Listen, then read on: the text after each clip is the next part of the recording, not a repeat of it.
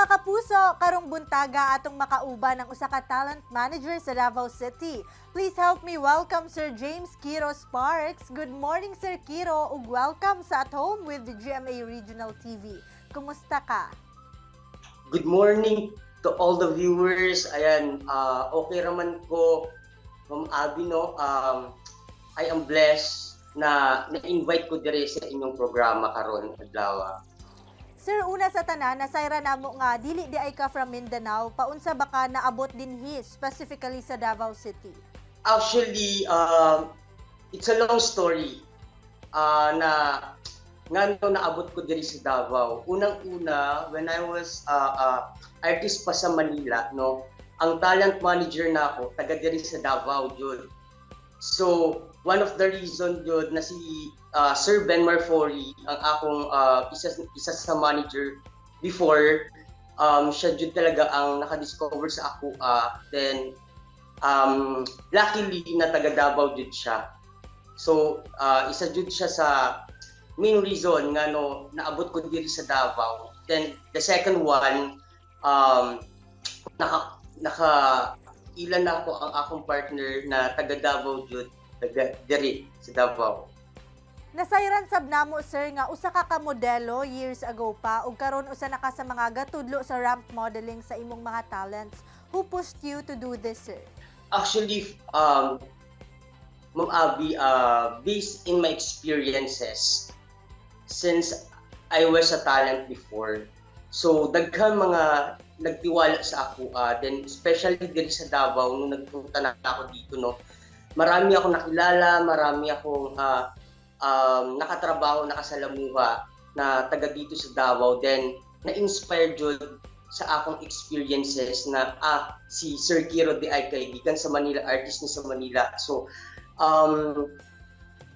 karon na tungod sa pandemic na stop man good tanan ng mga projects and kanang mga line-ups sa ako. So isa sa mga nag-motivate sa ako, nag-push ako na mag-handle or mag-establish na lang ang sarili kong management is yung mga taong nagtiwala dito sa ako, especially Sir Ben, friends, so nakitaan nila akong potential na kaya jud na ako mag-handle og ingani na field.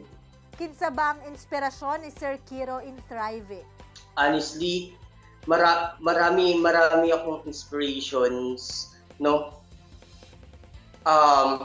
Unang-una dyan, yung mga students and mga parents na naging backbone ko simula nung napunta ako dito sa Davao.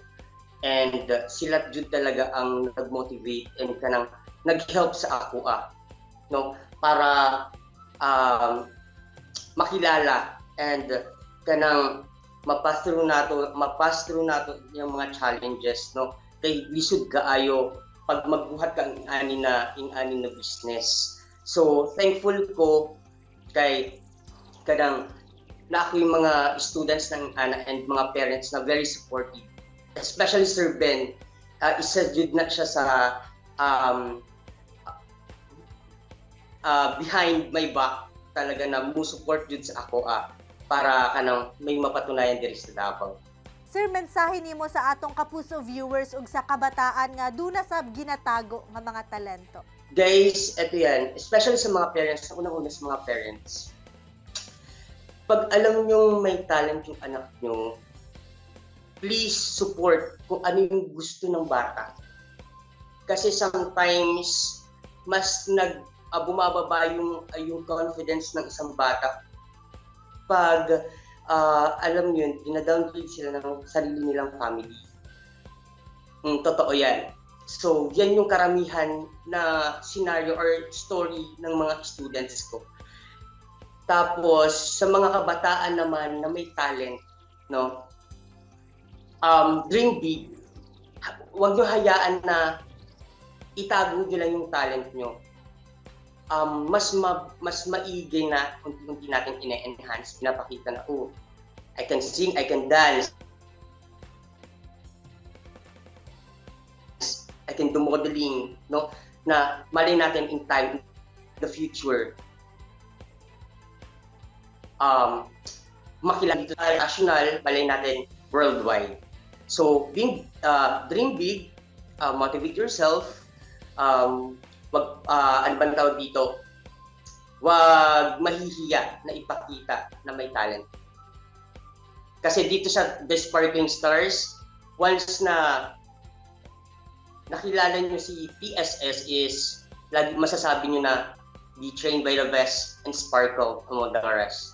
Daghan kayong salamat sa time nga imong gihatag dinhi sa amua sa At Home with GMA Regional TV. Padayon o keep shining, Sir Kiro. Yes. Daghan salamat, Ma'am Abby, and sa mga viewers natin na sumusuporta dito sa ating show. No? Salamat kayo, salamat Ma'am Abby, salamat sa tanan. God bless, and you can follow us our page, The Sparkling Stars Dash Official. So ayun po, sa mga gusto po na ma-enhance yung anak nila, yung may mga talent dyan, so wag po kayong mahiya na mag-personal message sa aming page. Salamat Ma'am Abby, salamat. Kini ang At Home with GMA Regional TV.